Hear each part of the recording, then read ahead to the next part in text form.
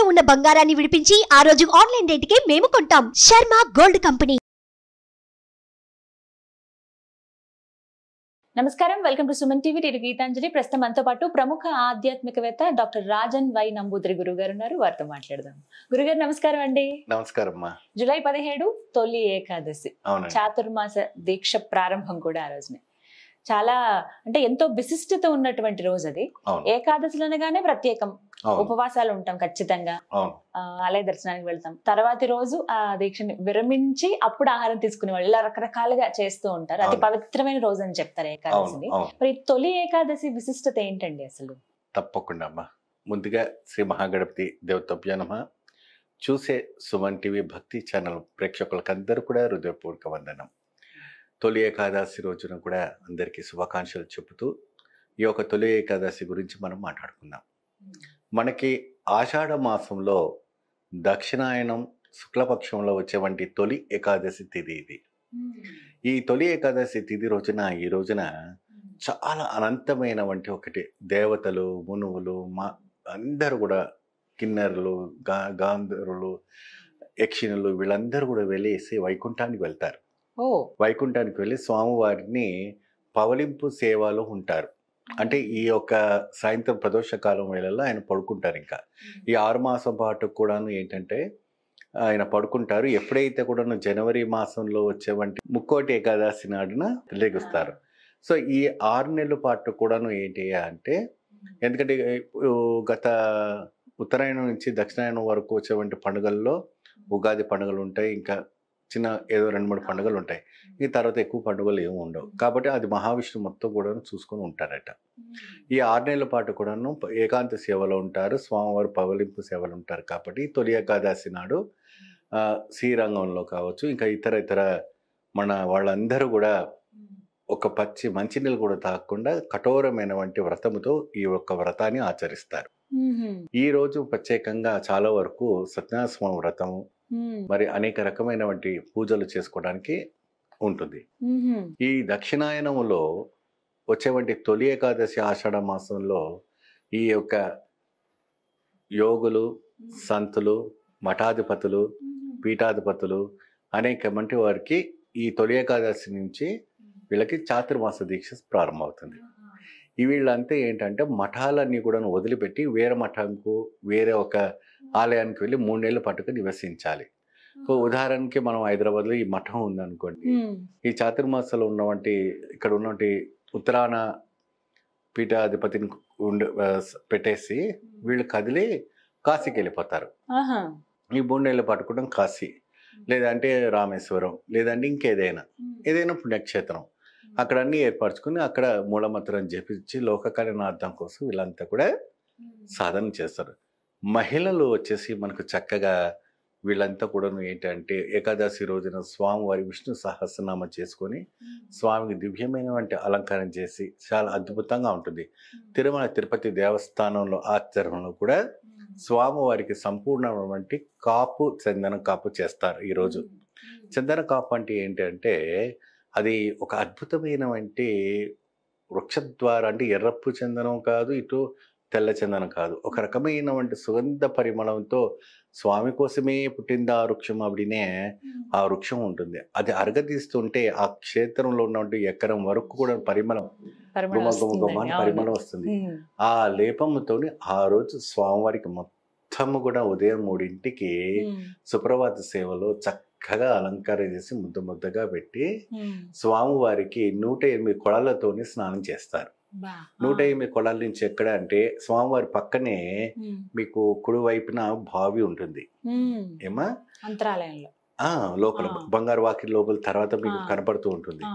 అక్కడి నుంచి 108 వెండి గాని బంగారపు గాని బిందెలో తీసుకొచ్చి స్వామివారికి చక్కగా అభిషేకం చేస్తారు ఆ రోజు. అంటే ఇది తొలి ఏకాదశి లాంటి చేసేవంటి ప్రక్రియ.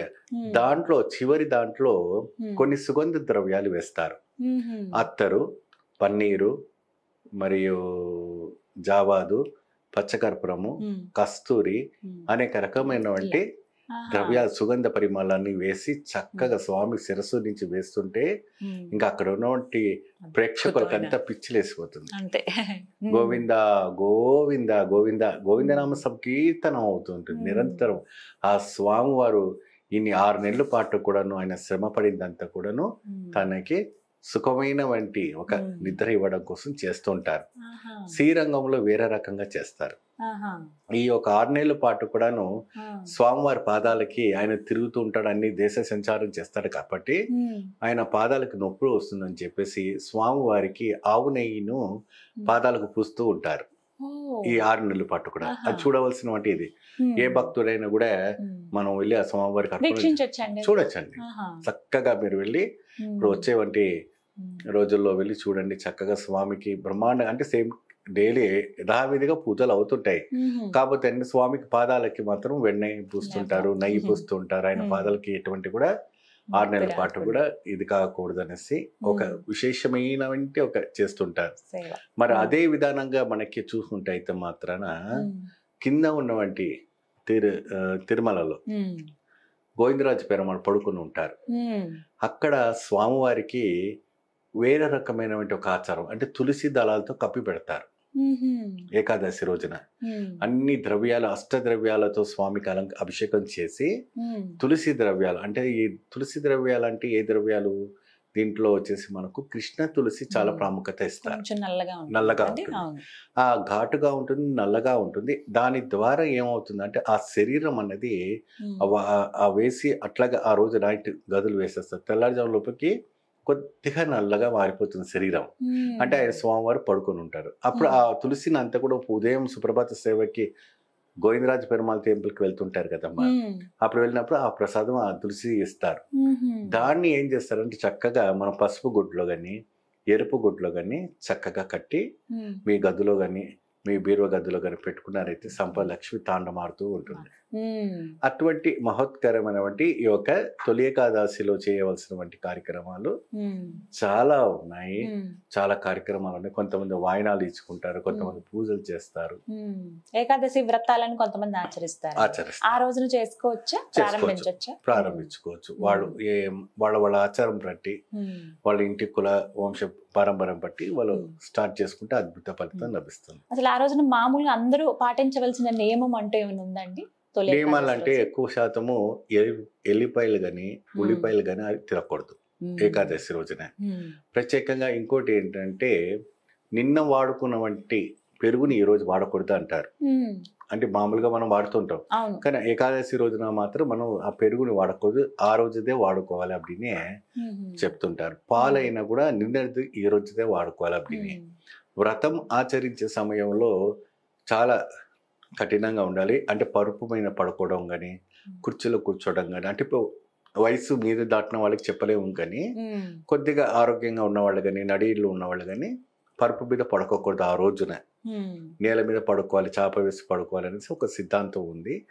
ఇంట్లో ఆ రోజున మీ ఇంట్లో శాలిగ్రామం ఉందనుకోండి, అంటే గండకి నది నుంచి తీసుకొచ్చినటువంటి విష్ణు శాలిగ్రామాలు కావచ్చు, మరి శివ శాలిగ్రామాలు కావచ్చు, ఏదైనా కూడా ఈ తొలి ఏకాదశి రోజున పంచద్రవ్యాలతోని అష్టద్రవ్యాలతోని తర్వాత అష్టమూలికలతోని చక్కగా ఆ ఒక శాలిగ్రామాలకి మీరు పూజించి, మరియు అదే విధానంగా కస్తూరి గంధం కూడా కలుపుకున్న వంటి పదార్థాలతో ఆ ఒక సుగంధ లేప్యాన్ని మీరు ఆ శాలిగ్రామానికి పెట్టేసి చక్కగా సుదర్శన హోమ మంత్రము కానీ, సుదర్శన సహస్రనామం కానీ, సుదర్శన హోమాలు కానీ, లేదంటే విష్ణు పారాయణం కానీ అన్ని చేసుకోవచ్చు.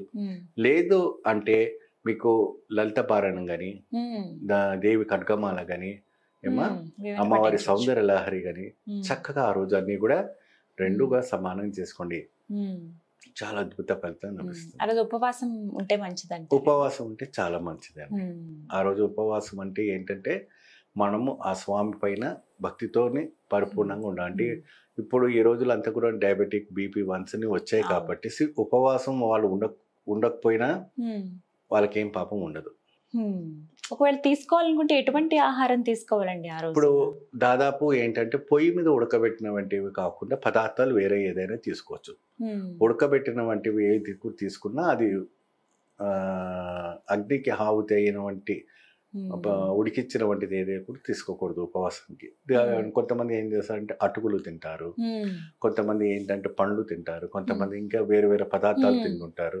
డ్రై ఫ్రూట్స్ తినవచ్చు, ఇవి తినవచ్చు. ఎందుకంటే ఒకవేళ షుగర్ పేషెంట్స్ కానీ వాళ్ళకి హ్యూమిడిటీస్ తక్కువ అవుతాయి, వాళ్ళకి చక్కెర వస్తుంది కాబట్టి ఇలాగా తీసుకోవడానికి ఆస్కారం ఉంటుంది. వేరేది ఏంటంటే పాల్లో కొంతమంది మన దానిమ్మను కూడా పెట్టేసుకుంటారు. అంటే పచ్చి పాలే తీసుకోవాలి, ఉడకబెట్టిన కాకుండా. ఇప్పుడు ఇవాళ రేపు మనకి కంటైనర్స్ లో ఉంటుంది కదమ్మా, ఆ మిల్క్ షేక్ లాంటివి మీకు ఉంటుంది కదా, అది తీసుకొని ఆవు పాలు కానీ చక్కగా దాంట్లో దానిమ్మ మిక్స్ చేసుకుని హ్యూమిడిటీ బాగా పెరుగుతుంది. చక్కగా మీరు పూజలు పాల్గొనడానికి కూడా శక్తి ఉంటుంది. ఈ విధమైనటువంటి ఆహారం మాత్రమే తీసుకోవాలి. Liquid foods. ఇప్పుడు మీరు సంపూర్ణమైన ఆరోగ్యంగా ఉన్నారనుకోండి, నీళ్లు కూడా తాగే అవసరం లేదు. రాత్రికి సూర్యాస్తమయం తర్వాత స్వామికి నివేదన పొంగలు పెట్టి చక్కగా వడపప్పు పానకం పెట్టి మేము మంచి గారెలు చేసి చక్కగా పాయసం చేసి మహావిష్ణుడికి సంబంధించిన ఇష్టమైనటువంటి ప్రసాదం ఏంటంటే చక్కెర పొంగళ్ళు వడ. ఆ చుట్టూరు నూనె చక్కెర గెలి అట్టిపండు అని మీకు దొరుకుతూ ఉంటుంది, చిన్నగా ఉంటుంది. దాన్ని ముక్కలుగా పెట్టి స్వామివారికి పెడితే ఆయనే తినేసిపోయినట్టుగా దాంట్లో నిండుగా నెయ్యి పోయాలి. ఆ చిన్ని కృష్ణ వచ్చేసేసి ఆ ముద్దను అంతా కూడా తినేసినట్టుగా కనపడుతుంటుంది. అంత అద్భుతమైన చేసుకోవచ్చు, నివేదన చేయాలి. చాలా చక్కగా వివరించారండి. ధన్యవాదాలు గురుగారు. నమస్తే అమ్మా. సుమన్ టీవీలో మీ పర్సనల్ అండ్ బిజినెస్ ప్రమోషన్స్ కోసం కింది నెంబర్కి కాంటాక్ట్ చేయండి.